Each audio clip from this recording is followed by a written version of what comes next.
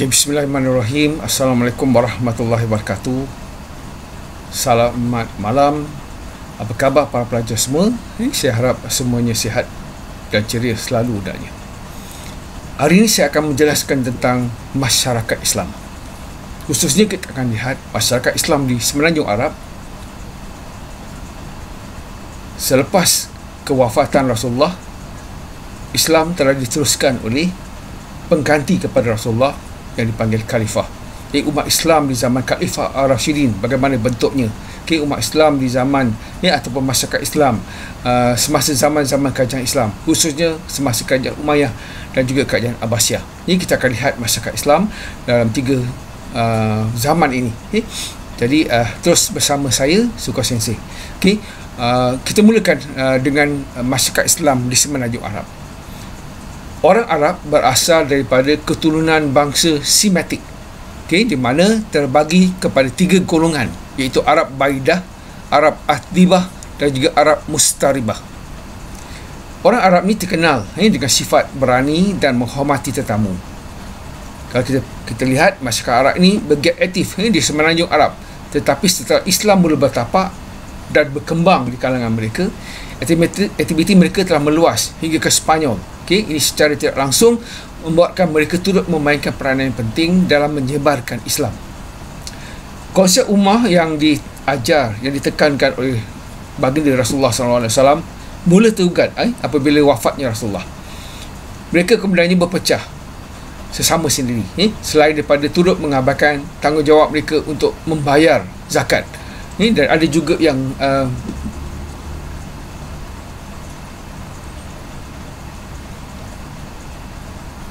itu yang berlaku pada masyarakat Arab, khususnya selepas wafatnya Rasulullah.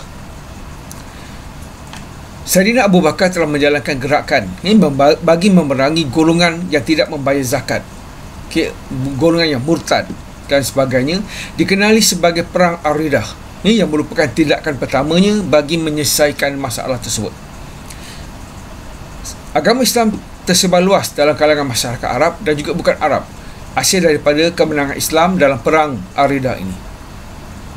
Ini yang membawa kepada perkembangan masyarakat Arab Islam pada waktu itu.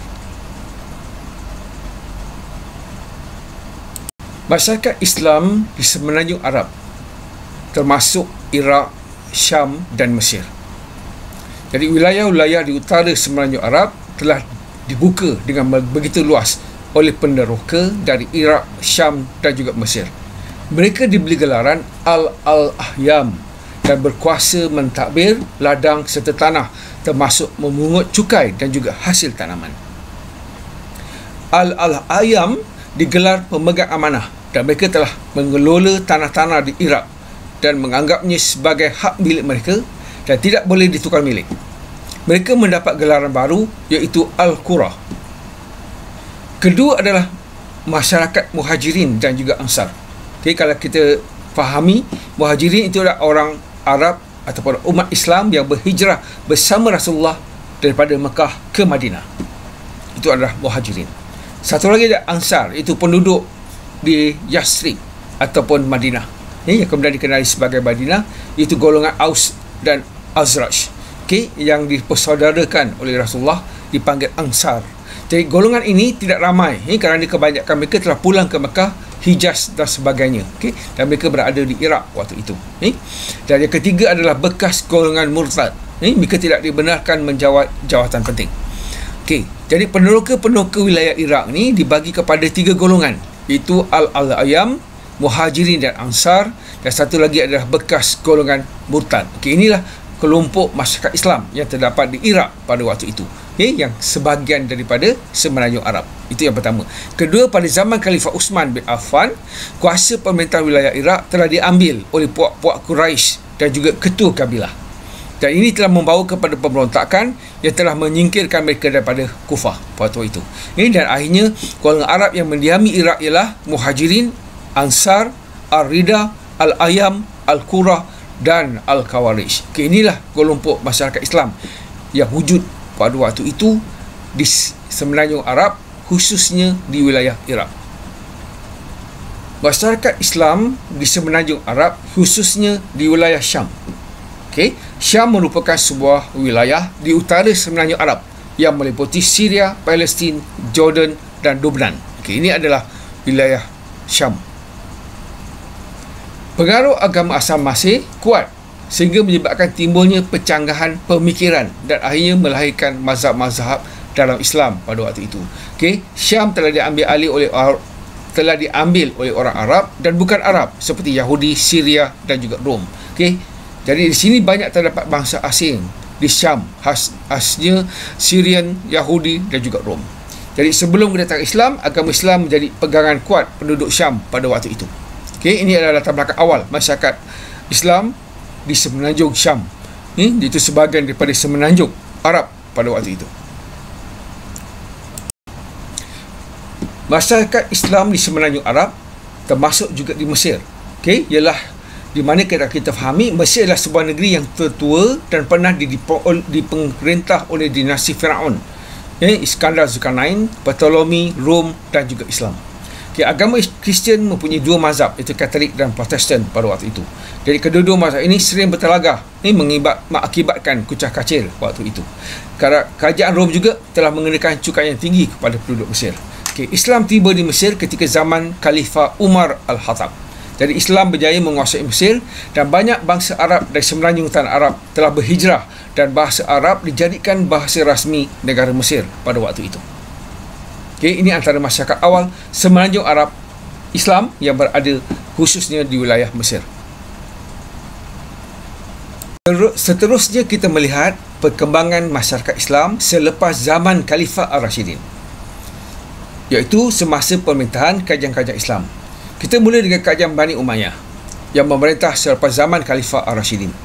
Nama Bani Umayyah bersempena dengan nama pemimpin Quraisy yang terkenal pada zaman Jahiliyah, iaitu Umayyah binti Abu Syam bin Abdul Manaf. Jadi pelantikan Saidina Uthman bin Affan merupakan permulaan penguasaan kerajaan Bani Umayyah. Apabila Saidina Ali menjadi khalifah, beliau telah memecat Muawiyah bin Abu Sufyan daripada jawatan Gubernur di Syam. Jadi pemecahan ini membawa kepada Perang Siffin. Ini di satu tempat dipanggil Siffin. Okey, dalam Perang Siffin ditamatkan dengan Majlis Tahkim. Ini yang membuka ruang kepada Umayyah memerintah negara Islam. Jadi kerajaan Bani Umayyah pada waktu itu diperintah oleh dua keluarga besar, iaitu keluarga Abu Sufyan 660 Masehi hingga 684 Masehi dan keluarga Marwan 684 Masehi hingga 749 Masehi. Jadi kerajaan Khalifah selepas Khalifah Ar-Rashidin diperintah oleh kerajaan-kerajaan yang terdiri pada Bani ataupun dinasti berasaskan kepada warisan keluarga Bani tertentu. Contoh kerajaan Bani Umayyah daripada keluarga Umayyah. Okay, ini adalah contoh Empire Umayyah pada waktu itu. Jadi kita akan lihat bagaimana keadaan masyarakat di dalam Bani Umayyah. Pada umumnya pemerintahan Bani Umayyah boleh dikategorikan kepada tiga zaman, iaitu zaman kelahiran, terdiri pada Khalifah Muawiyah bin Abu Sufyan, Yazid bin Muawiyah dan juga Muawiyah bin Yazid. Kedua adalah zaman kemakmuran, seperti Al-Walid bin Abdul Malik, Sulaiman bin Abdul Malik, Umar bin Abdul Aziz dan Yazid bin Abdul Malik. Dan yang ketiga adalah zaman kehancuran, iaitu semasa Khalifah Hisham bin Abdul Malik, Al-Walid bin Yazid, Ibrahim bin Al-Walid dan Marwan bin Muhammad. Okay, ini antara khalifah-khalifah Bani Umayyah ini yang boleh kita bagikan kepada tiga kategori ataupun tiga peringkat yang mengikut perkembangan Bani Umayyah pada waktu itu. Okay, seterusnya saya jelaskan apa di masyarakat Islam pada zaman Bani Umayyah. Semasa keluarga Marwan mengambil alih pemerintahan, keadaan negara tidak stabil akibat daripada perang saudara yang berlaku. Jadi permasalahan ini dapat diselesaikan oleh Abdul Malik bin Marwan dan seterusnya berjaya menggembarkan agama Islam hingga ke China dan Sepanyol. Keadilan dalam pemerintahan Bani Umayyah terselah ketika pemerintahan Umar bin Abdul Aziz. Beliau digelar Khalifah Ar-Rashidin yang kelima. Sebahagian besar cara hidup pemerintahan Bani Umayyah dilimpahi dengan kemewahan, kecuali Umar bin Abdul Aziz. Ini telah menyebabkan berlakunya perpecahan dalam kalangan masyarakat Islam pada waktu itu. Ketika zaman keruntuhan Bani Umayyah, masyarakat Islam telah berpecah kepada banyak puak. Satu daripadanya ialah kaum Khawarij. Golongan gerakan kumpulan ini dibahagikan kepada dua, iaitu gerakan Az-Zarikah dan gerakan Najdiyah. Golongan ini diberi gelaran demikian kerana mengambil nama pemimpin mereka, iaitu Nafif bin Azraq dan juga Najdah bin Amir. Jadi golongan Az-Zarikah yang berpusat di Iraq mempunyai kepercayaan agama yang berbeza. Bagi mereka, orang Islam yang melakukan dosa besar seperti berzina, derhaka kepada ibu bapa dan membunuh dianggap kafir dan akan kekal dalam neraka. Kaum Syiah pula ingin menuntut bela di atas pembunuhan Husain, iaitu putera kepada Saidina Ali bin Abu Talib di Karbala. Mereka ingin menebus dosa kerana tidak menjaga keselamatan Husain sehingga dibunuh oleh tentera Bani Umayyah. Masyarakat Islam pada waktu ini antaranya dikenali sebagai golongan Mawali. Mereka ini dianggap sebagai masyarakat kelas kedua yang ditindas dan dipaksa membayar jizyah ataupun cukai. Pihak orientalis mendakwa bahawa mereka tidak dibenarkan berkahwin dengan orang Arab. Mereka juga dikatakan tidak boleh solat berjemaah dengan orang Arab. Kaum ini turut berkhidmat di istana khalifah sebagai pengawal dan penjaga istana. Ada juga dalam kalangan mereka yang dilantik menjadi gubernur daerah seperti Abu Al-Muhajir Dinar, itu gubernur Afrika Utara, dan Yazid bin Abdul Muslim, gubernur Maghribi. Jadi golongan Mawali ini mendapat tempat di dalam masyarakat Islam zaman kerajaan Umayyah pada waktu itu. Walau bagaimanapun, keadaan orang Mawali tidak sebegitu buruk seperti yang digambarkan oleh musuh mereka, terutama musuh-musuh Bani Umayyah. Ada di kalangan mereka yang dilantik menjawat jawatan-jawatan penting seperti Maimun bin Miqran, yang dilantik sebagai pengarah jabatan sukan di Mesopotamia Jazirah oleh Umar bin Abdul Aziz. Ini antara golongan masyarakat Islam yang terdapat pada waktu itu, iaitu golongan Mawali. Jadi struktur masyarakat Bani Umayyah boleh kita bagi kepada 4 peringkat, iaitu pemerintah, Mawali, Zimmi dan hamba. Jadi peringkat yang paling atas adalah pemerintah yang terdiri pada khalifah dan pembesar-pembesar Arab, iaitu terdiri pada orang-orang Arab. Kedua adalah golongan Mawali yang saya terangkan tadi, iaitu hamba yang memeluk agama Islam. Dan yang ketiga adalah golongan Zimmi, itu golongan ahli kitab, itu orang Kristian, Yahudi dan juga orang bukan Islam. Dan yang keempat, bawah sekali adalah hamba, ini golongan hamba. Ini sangat banyak berbagai bangsa seperti orang Afrika, Mongol dan juga Gog dari Eropah.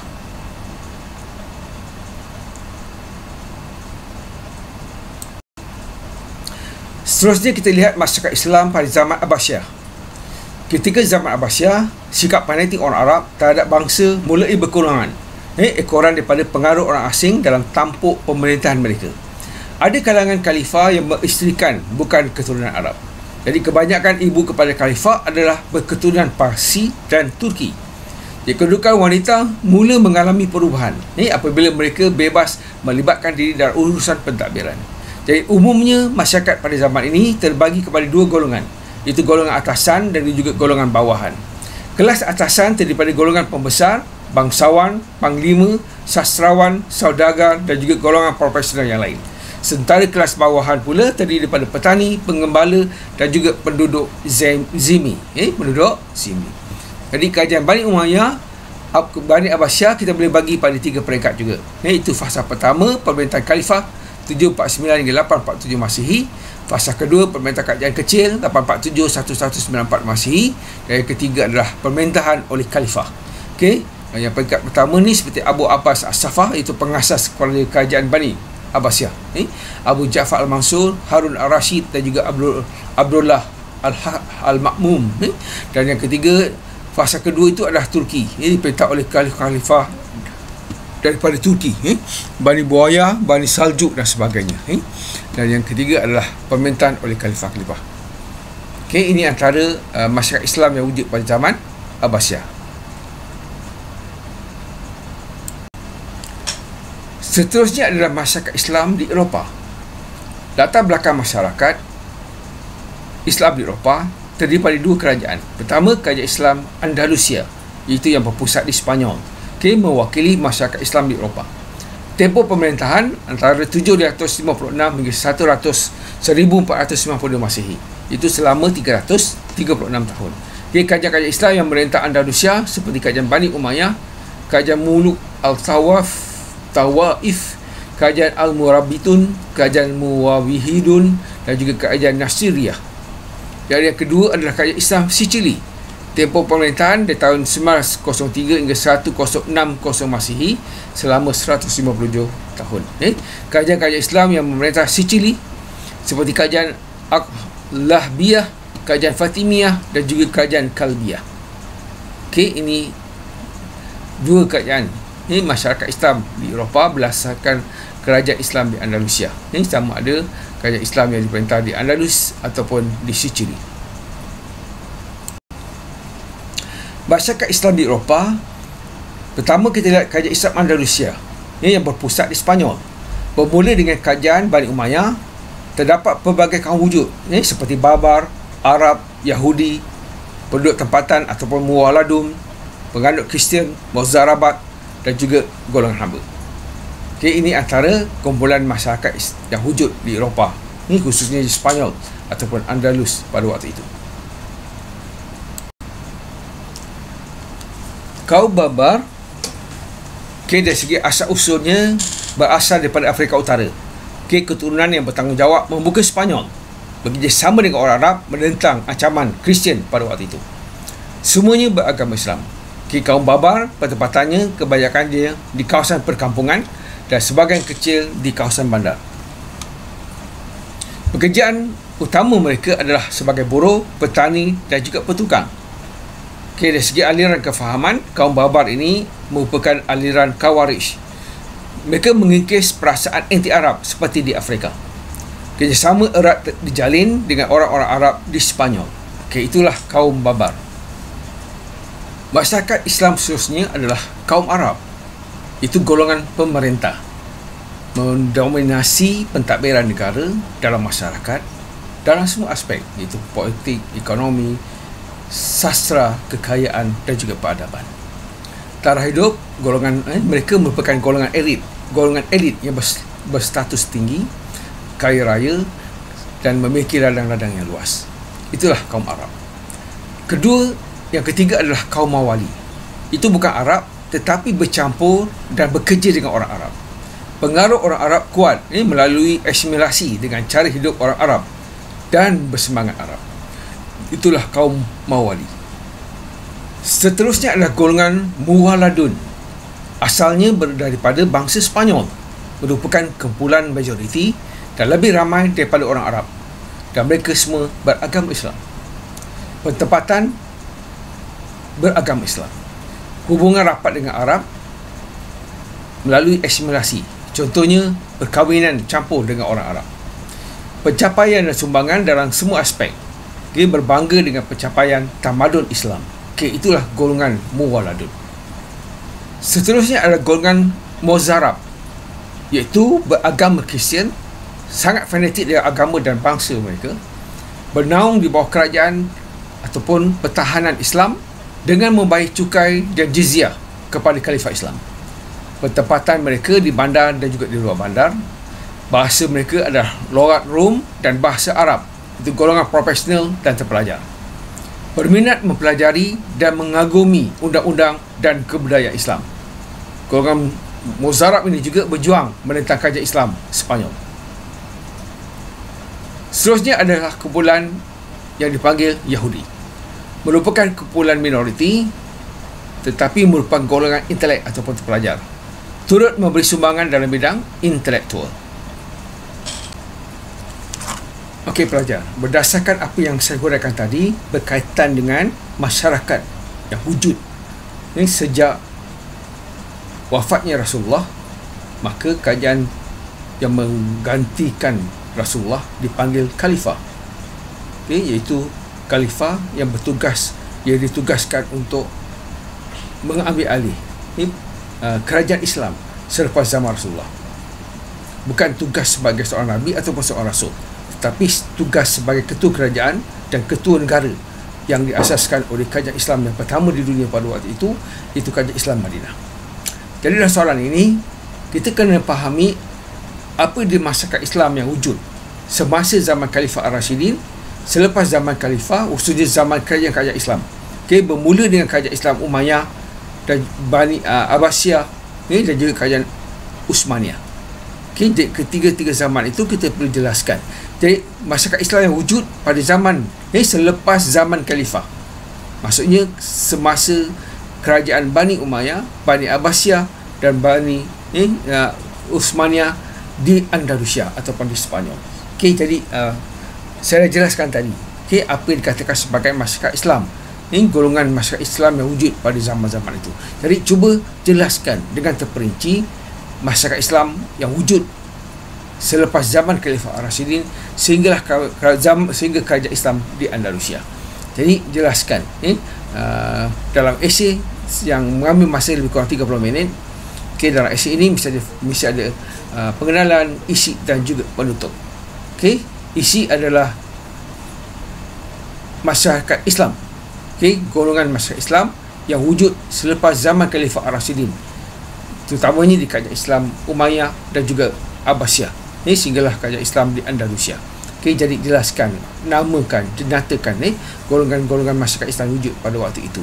Jadi kita tulis penalan, kita tulis isi dan juga kita berikan penutup kepada esei ini. Jadi dalam masa 30 minit cuba jawab sebaik yang mungkin, dan kita akan jumpa lagi untuk siri yang lain.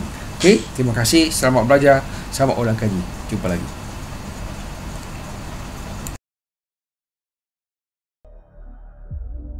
Minit bersama Siko Sensei. Hari ini kita akan berbincangkan tentang transformasi masyarakat dari segi ekonomi. Perkara penting yang berlaku apabila British meletakkan kuasanya di tanah